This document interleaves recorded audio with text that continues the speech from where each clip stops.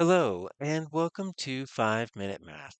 Today we are looking at the TEKS tool strip diagram, working with equal groups with a problem related to TEKS 4.4D. We will solve it in 5 minutes or less.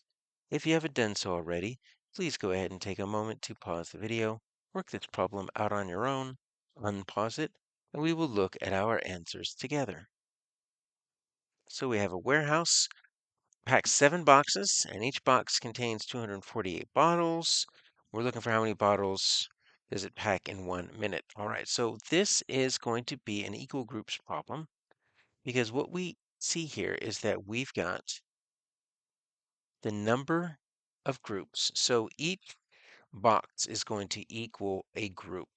So sometimes when we're dealing with equal groups problems, our number of groups might be people, it might be books, it might be cars.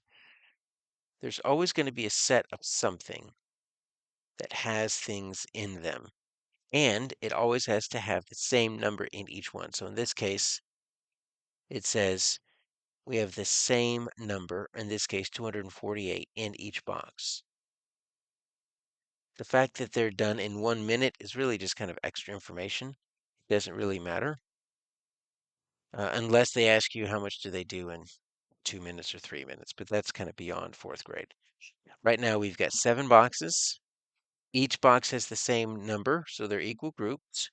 That number is given to us. It's 248, so this is the number in each group. So that's what we're looking for. In each equal groups problem, you have to have something that says equal groups. Either it says each, or it literally would say there's the same number in each group.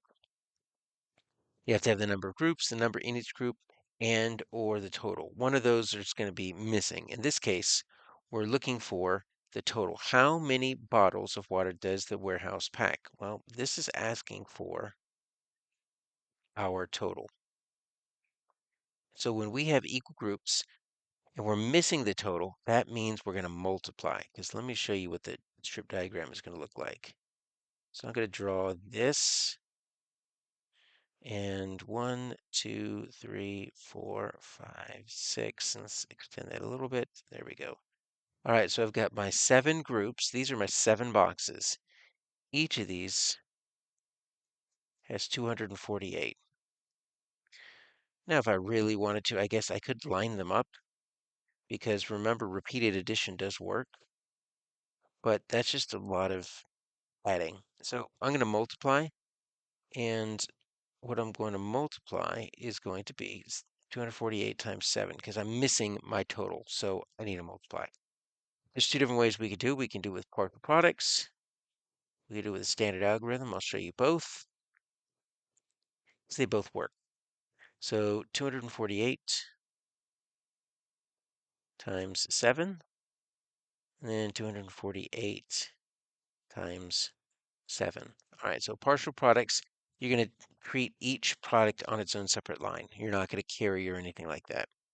So 8 times 7 is 56. You just write 56. In the standard algorithm, you're going to write 56, but you're going to only write the rightmost digit. So that's the 6. The 5, since it's in the tens place, goes above the 4, which is also in the tens place. So now you're going to deal with the second multiplication. You always go from right to left when you're multiplying the ones place to the tens place to the hundreds place and so on. 7 times 4 is 28, but that's not really a 4, that's a 40. So 7 times 4 is 28. So 7 times 40 is going to be 280. So you always have to keep the place value in line.